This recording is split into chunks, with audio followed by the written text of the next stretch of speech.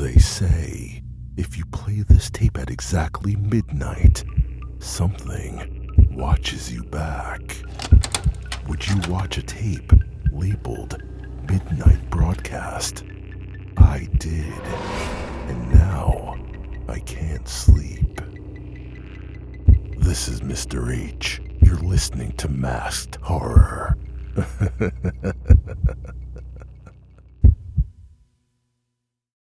The Midnight Channel. They say if you play this tape at exactly midnight, something watches you back. A few months ago, I was digging through a thrift store in a dying strip mall just outside of Tulsa. They had an old milk crate full of VHS tapes, mostly dusty copies of Land Before Time and Home Aerobics, but one caught my eye. Black, unlabeled, except for a peeling sticker on the side that read, Midnight Broadcast. Something about that name got to me. I bought it for 50 cents, brought it home, and left it sitting on top of my VCR for a few days. I don't know why I didn't play it right away. Maybe part of me was already uneasy. It was a Wednesday night when I finally gave in. I waited until my phone read exactly 12 a.m. and pressed play. The screen flickered with heavy static before fading into an old public access style broadcast. The colors were washed out, grainy. A fixed camera sat facing a town square I didn't recognize. Lamp lit, but completely deserted. No music, no voiceover, just the low hum of analog silence. I thought it was a recording of some forgotten surveillance feed, maybe part of a TV station's overnight filler reel. But then the footage restarted, precisely at 1 a.m. Same camera, same angle, but this time there was a figure standing in the far back corner of the square. It was too pixelated to make out any detail, just a still, blurry silhouette. I paused it and rewound, thinking maybe I missed it the first time, but no, it wasn't there in the midnight version. Curiosity got the better of me, so I stayed up another hour while messing around on my laptop while the video played in the background.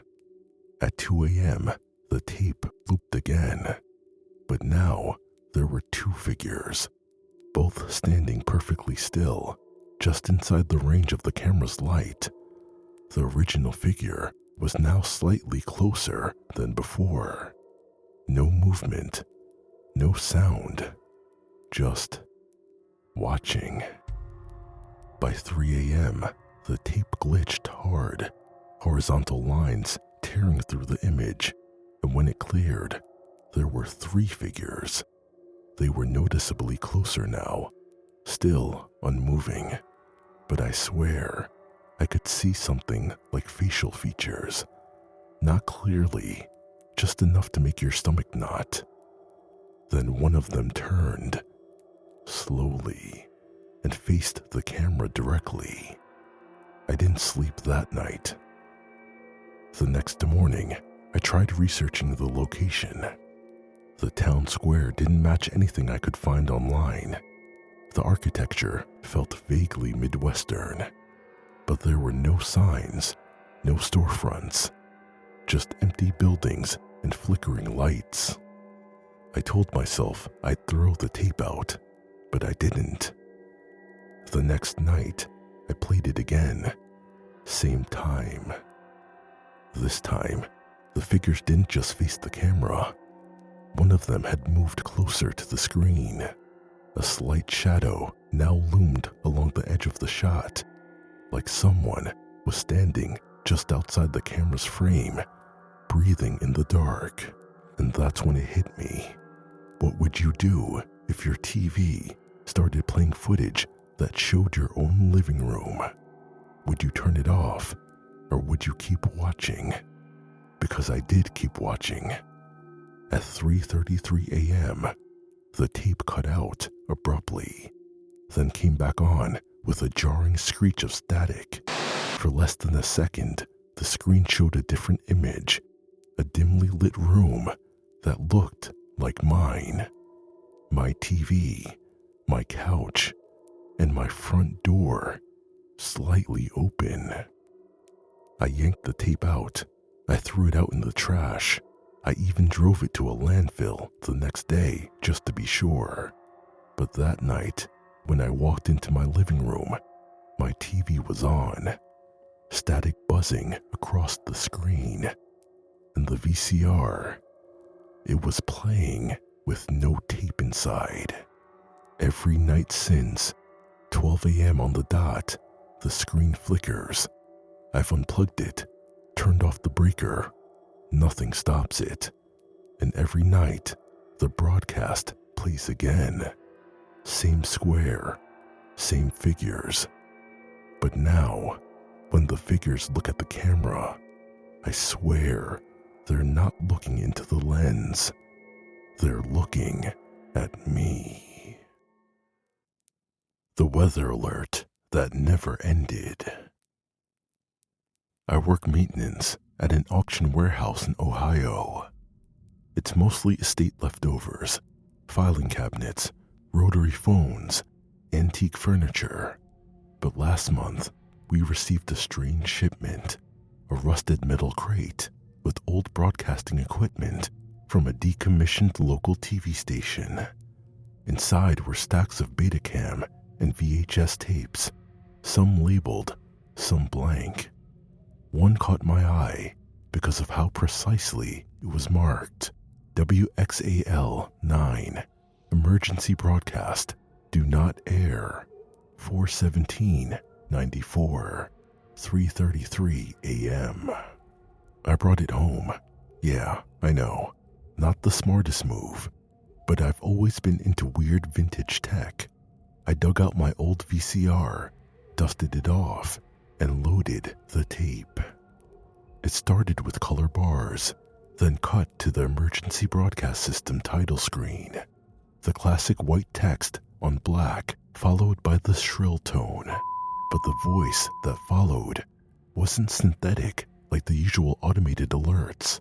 It sounded human and scared. This is not a test. Repeat, this is not a test. Unknown atmospheric interference detected. Seek shelter underground immediately. Remain off all frequencies. Do not attempt communication. The footage then cut to what looked like Doppler radar, but the weather pattern didn't make any sense. It wasn't tracking a storm. It was just a massive circular disturbance sitting dead still over what looked like the Great Lakes.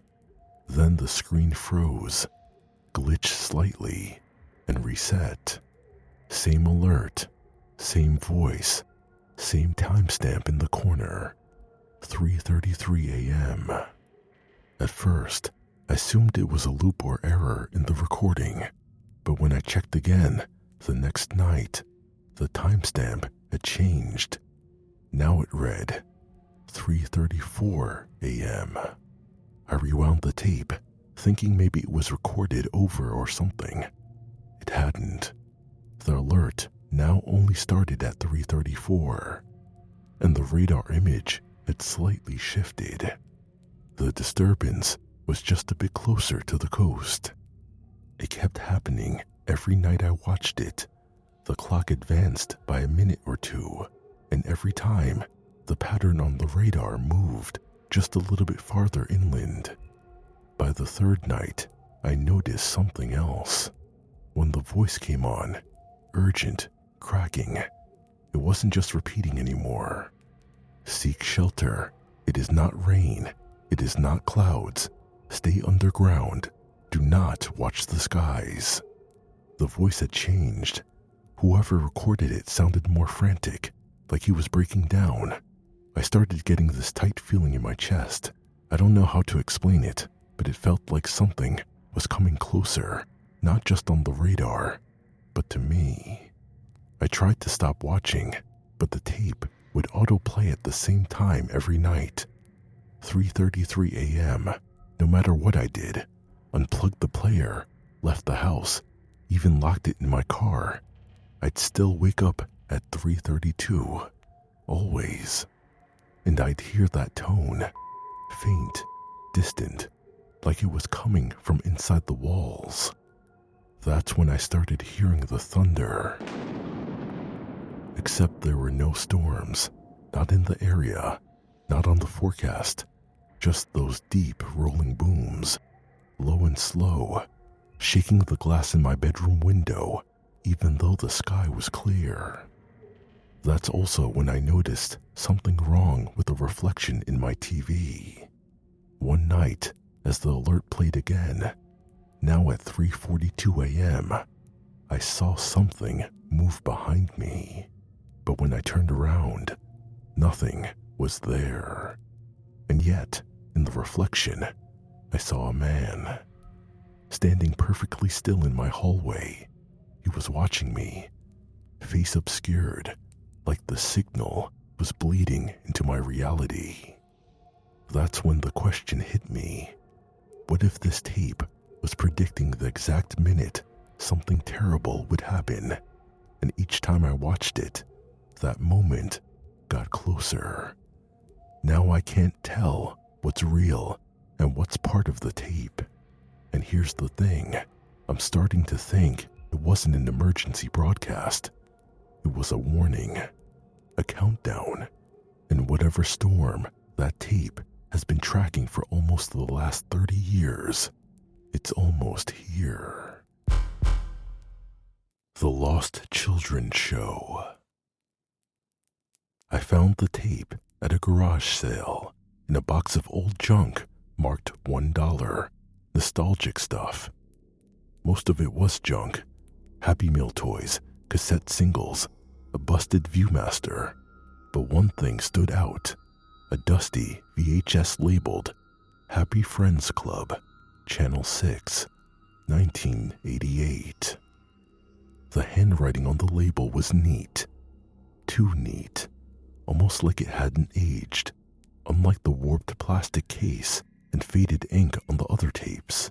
I collect old TV recordings, so I brought it home, popped it into my VCR, and hit play. What started seemed like your standard low-budget children's show from the late 80s. Cheerful hosts in bright outfits, goofy puppet sidekicks, cheap cardboard sets. But something felt off, different. I couldn't put my finger on it at first, but I knew something was going on. The host, Mr. Jumble, smiled way too much. Like without blinking, the puppets had this slightly uncanny design, like they weren't made for kids, but rather for someone pretending to understand what kids liked. Then the dialogue started. It wasn't gibberish or anything, just, I don't know, wrong. "Hello, little friends," Mr. Jumble said, waving stiffly. "We've been waiting so long for you to come back." The puppets echoed him in perfect sync, no delay, no randomness, just rehearsed, too rehearsed. I figured maybe it was just a weird pilot episode, but when I tried to skip ahead, the fast forward feature didn't work. Not on the VCR, not on the remote either. The tape just kept playing, like it didn't want me to skip anything. At around the 12-minute mark, something changed. The background, painted trees and rainbow cutouts, darkened slightly. One of the puppets, the yellow one with the wide mouth, turned to the camera and whispered something. I rewound, leaned in, and turned up the volume. The audio was garbled, but I caught it. "Why are you still watching?" I paused the tape. My room felt colder. Still, I pressed on. About 20 minutes in, there was a new segment, a Let's Play moment where the puppets encouraged kids to join them. That's when the camera cut to a wide shot, and in the background, barely visible in the shadow of the set walls, stood several children. Not part of the cast, not actors, just standing, watching, completely still. Their faces were hard to see, but their eyes, too wide, too bright, caught the light. I thought maybe it was an editing error or reused footage, until one of them turned and stared directly into the camera. That was the first time I felt it watching me back. Each time the show cut to a new scene, more kids appeared in the background, closer to the puppets, closer to the hosts. None of the characters acknowledged them, not even once. Then, near the 30-minute mark, Mr. Jumble looked straight into the lens and smiled wider than I thought was humanly possible. His mouth twitched as if holding something back. "Are you having fun yet?" he said. "We know who's watching." And here's where I have to ask, what would you do if a children's show from the 80s started talking directly to you by name, even when no one else was in the room? Because that's exactly what happened next. In the final segment, the puppets began whispering my name over and over, slurred at first, then clearly, "Kevin, Kevin, Kevin." No one knows my name when I watch tapes. The screen flickered, just for a second, but I swear I saw something else layered into the static. A hallway. My hallway. I paused the video, and the whispering didn't stop. I muted the TV, and I could still hear them, quiet, behind me, like they'd crawled out through the speakers and were somewhere in the house. I unplugged the set, pulled the tape out, and snapped it in half. Finally, silence. But the next morning, there was a new tape on my coffee table.